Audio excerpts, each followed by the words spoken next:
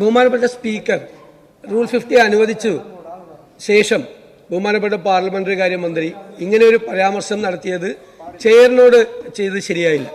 അല്ല, യെസ് അങ്ങനെ ചെയ്യാൻ പാടില്ല. ചെയർ അനുവദിച്ചു. Chair already has taken a decision to allow this.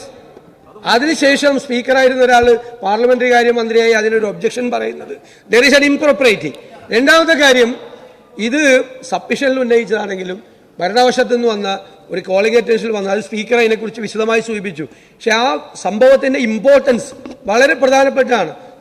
ഇത് ഏകപക്ഷീയമായിട്ടുള്ള ഒരു സംവാദമാണ് ഇന്നലെ ഒരു ഭരണകക്ഷി മെമ്പറും മന്ത്രിയും തമ്മിൽ നടന്നത്. ഞങ്ങൾ ആ വിഷയം അല്ല ഇവിടെ കൊണ്ടുവന്നിരിക്കുന്നത്. ഇത് വളരെ വ്യത്യസ്തമായ അതിനുശേഷം ഉണ്ടായ ഡെവലപ്മെന്റ്സ് വെച്ചുകൊണ്ടാണ്.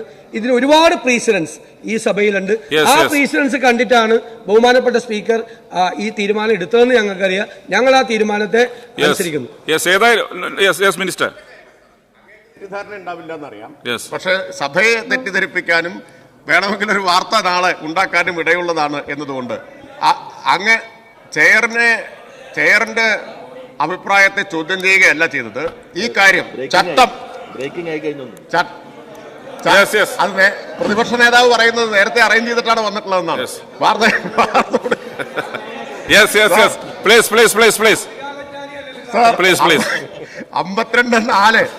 52-4 ചെയറിന്റെയും സഭയുടെയും ശ്രദ്ധയിൽപ്പെടുത്തുക മാത്രമാണ് ചെയ്തത്. അവിടെ ഇരിക്കണം. ഈ പ്രതിപക്ഷ നിരക്ക് വേണ്ടി പ്രതിപക്ഷ നേതാവ് സംസാരിച്ചു. എല്ലാവർക്കും സംസാരിക്കാൻ അനുവാദം തരാൻ പറ്റില്ല. ഏതായാലും ഈ ഫ്ലോർ നിരവധി തവണ ഡിസ്കസ് ചെയ്ത വിഷയമാണ്. ഇതിലൊറ്റ കാര്യമുള്ളൂ, അവതാരകനും ബഹുമാനപ്പെട്ട മിനിസ്റ്ററുമെല്ലാം സമയകൃത്യത പാലിക്കണം. അത് മാത്രമേ ചെയറിന് റിക്വസ്റ്റ് ചെയ്യാനുള്ളൂ. ബഹുമാനപ്പെട്ട മിനിസ്റ്റർ. സർ, ദേശീയ ആരോഗ്യ ദൗത്യത്തിന്റെ ഭാഗമായി 2005-2006 കാലയളവിൽ കേന്ദ്ര സർക്കാർ ആരംഭിച്ച കേന്ദ്ര സ്കീമാണ് ആശ. അക്രഡിറ്റഡ് സോഷ്യൽ ഹെൽത്ത് ആക്ടിവിസ്റ്റ് എന്നതിന്റെ ചുരുക്കെഴുത്താണ് സർ ആശ. കുട്ടികളുടെ പ്രതിരോധ കുത്തിവെപ്പ്, ഗർഭിണികളുടെ പരിചരണം, ബന്ധപ്പെട്ട ആരോഗ്യ സ്ഥാപനങ്ങളിൽ നിന്ന് ആവശ്യമുള്ളവർക്ക് ആവശ്യമായിട്ടുള്ള സേവനങ്ങൾ ഉറപ്പാക്കൽ, സാന്ത്വന പരിചരണം തുടങ്ങി നിരവധി പ്രവർത്തനങ്ങളാണ് കേന്ദ്ര സർക്കാരിൻ്റെ ഗൈഡ് ലൈൻ അനുസരിച്ച് ആശമാർ നിർവഹിച്ചു വരുന്നത്. സർ, സംസ്ഥാനത്ത് 21,529 ആശമാർ ഗ്രാമപ്രദേശങ്ങളിലും 4,104 ആശമാർ നഗരപ്രദേശങ്ങളിലും 492 ആശമാർ ട്രൈബൽ മേഖലയിലുമായി ആകെ 26,125 പേർ 14 ജില്ലകളിലായി പ്രവർത്തിച്ചു വരുന്നു. സർ, അന്നത്തെ പ്രധാനമന്ത്രി ബഹുമാന്യനായിരുന്ന ഡോക്ടർ മൻമോഹൻ സിംഗിന്റെ നേതൃത്വത്തിൽ UPA സർക്കാർ ആശമാരെ സന്നദ്ധ പ്രവർത്തകരായിട്ടാണ് നിശ്ചയിച്ചിരുന്നത്. സർ, UPA സർക്കാരിന്റെ കാലഘട്ടത്തിൽ 2005-2006 കാലയളവിൽ പ്രഖ്യാപിക്കപ്പെട്ട കേന്ദ്ര സ്കീമാണ് ആശ എങ്കിലും ഇവിടെ LDF സർക്കാരാണ് ഇത് നടപ്പിലാക്കിയത്. 2007 നടപ്പിലാക്കിയത്. 2009-2010 കാലയളവിൽ സർ ആദ്യമായിട്ട് കേരളത്തിൽ ആശമാർക്ക് ഉത്സവബദ്ധ പ്രഖ്യാപിച്ചു. Festival allowance. സർ, ആദ്യമായിട്ട് കേരളത്തിൽ ആശമാർക്ക് ഓണറേറിയം പ്രഖ്യാപിക്കുന്നത് LDF സർക്കാരാണ്. 2011 കാലയളവിലാണ് സർ 500 രൂപ പ്രഖ്യാപിച്ചു. സർ, അതിന് ശേഷം 2011 അധികാരത്തിലെത്തിയ UDF സർക്കാർ 2013 മാർച്ചിലാണ് സർ ഓണറേറിയം കൊടുത്ത് തുടങ്ങിയിട്ടുള്ളത്. സർ, ഓണറേറിയത്തിൻ്റെ കാര്യത്തിൽ രാജ്യത്ത് ഏറ്റവും കൂടുതൽ ഓണറേറിയം നൽകുന്ന സംസ്ഥാനം കേരളമാണ് സർ. സർ, ഇവിടെ ഓണറേറിയം സംസ്ഥാനം നൽകുന്നത് 7,000 രൂപയാണ്. ഇതുകൂടാതെ സർ കേന്ദ്ര സർക്കാർ നിശ്ചയിച്ചിട്ടുള്ള ഒരു ഫിക്സ്ഡ് ഇൻസെൻറ്റീവ് ഉണ്ട്, 3,000 രൂപ. ആ 3,000 രൂപയും 60-40 അനുപാതത്തിലാണ് നൽകുന്നത്. 60% കേന്ദ്ര സർക്കാർ, 40% സംസ്ഥാന സർക്കാർ. ഇതുകൂടാതെ സർ നിശ്ചിത പ്രവർത്തനങ്ങൾക്കുള്ള ഇൻസെൻറ്റീവ് ഉണ്ട്. ഇപ്പോൾ പോളിയോ വാക്സിനേഷന് 75 രൂപ, സാധാരണ ഒരു പ്രതിരോധ കുത്തിവയ്പ്പിന് 20 രൂപ.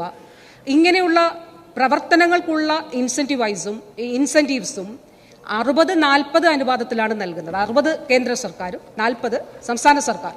സർ, അതായത് 13,000 രൂപ ഒരു ആശയ്ക്ക് ലഭിക്കുന്നുണ്ട്. അതായത് 7,000 രൂപ ഓണറേറിയം പ്ലസ് 3,000 രൂപ ഫിക്സ്ഡ് ഇൻസെൻറ്റീവ് പ്ലസ് പ്രവർത്തനങ്ങൾക്കുള്ള സേവനങ്ങൾക്കുള്ള ഇൻസെൻറ്റീവ്സ് കൂടി കണക്കാക്കുമ്പോൾ ഒരു ആശയ്ക്ക് 13,000 രൂപ ലഭിക്കുന്നുണ്ടെങ്കിൽ ആ 13,000 രൂപയിൽ 9,400 രൂപയും സംസ്ഥാന സർക്കാർ നൽകുന്നതാണ് സർ. ഇപ്പോൾ പല മാധ്യമങ്ങളും ഇത് സംബന്ധിച്ച് പല തെറ്റായ വാർത്തകൾ കൊടുക്കുന്നുണ്ട് സർ. സാർ, ഇതിൽ ഒരു കാര്യം കൂടി, ഇന്ന് ഒരു പത്രം എഴുതിയിരിക്കുന്നത് കണ്ട് ബഹുമാനിയായ ശാന്തകുമാരി MLA ഇന്നലെ പറഞ്ഞപ്പോൾ ഇതിന്റെ കണക്ക് സംബന്ധിച്ച് ഞാൻ പറഞ്ഞു ഏറ്റവും കൂടുതൽ ഓണറേറിയം നൽകുന്നത് കേരളമാണ്. അപ്പോൾ കണക്ക് പറയാതെ മന്ത്രി എന്ന് അതേ പത്രം തന്നെയാണ് അതിനു മുൻപ് മന്ത്രിയുടെ വാദം എന്നൊക്കെ എഴുതിയത്. ഞാനതുകൊണ്ട് കണക്ക് ബോധപൂർവ്വം മറ്റ് സംസ്ഥാനങ്ങളുടെ പേര് ഇവിടെ പറയണ്ടല്ലോ എന്ന് വിചാരിച്ചാണ് സാർ. പക്ഷേ ഞാൻ ആ സംസ്ഥാനങ്ങളുടെ പേര് കൂടി പറഞ്ഞ് ഇവിടെ ആ ഓണറേറിയം കൂടി പറയണം എന്ന് ആഗ്രഹിക്കുന്നു sir. Andaman and Nicobar island 500 രൂപ, ആന്ധ്രാപ്രദേശ് 1000 രൂപ, അരുണാചൽ പ്രദേശ് 2000 രൂപ, ബീഹാർ 1000 രൂപ, ഛത്തീസ്ഗഡ് സർ ഇൻസെന്റീവ്സിന് മാച്ചിങ് ആയിട്ടുള്ള തുക അതിന്റെ 75% മാത്രം സംസ്ഥാനം നൽകും.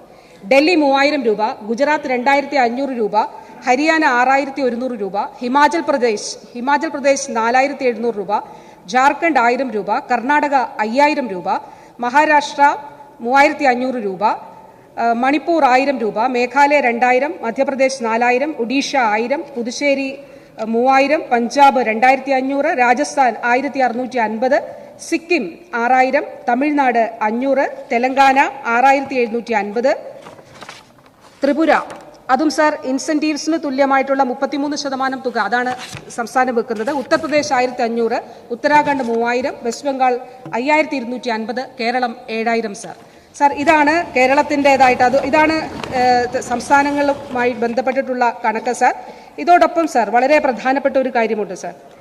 സാർ, ഇതിൽ കഴിഞ്ഞ സാമ്പത്തിക വർഷം 2023-24 ആശമാർക്ക് നൽകേണ്ടിയ ഇൻസെന്റീവ്സിൽ 100 കോടി രൂപ കേന്ദ്ര സർക്കാർ നമുക്ക് നൽകാനുണ്ട് സാർ.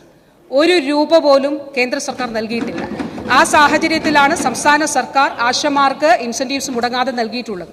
സാർ, ഇതുകൂടാതെ നമ്മുടെ സംസ്ഥാനത്ത് മെറ്റേണിറ്റി ലീവ് ആദ്യമായിട്ട് ആശമാർക്ക് അനുവദിച്ച് നൽകിയ സംസ്ഥാനം കേരളമാണ് സാർ. സാർ, അതുകൂടാതെ ഇപ്പോൾ 729 പേർ ജനപ്രതിനിധികളാണ്. ആശമാരിൽ 729 പേർ ജനപ്രതിനിധികളാണ്. അതിൽ 113 പേർ പ്രസിഡന്റ്സോ വൈസ് പ്രസിഡന്റ്സോ സ്റ്റാൻഡിംഗ് കമ്മിറ്റിയുടെ അധ്യക്ഷന്മാരോ ഒക്കെയാണ് സാർ.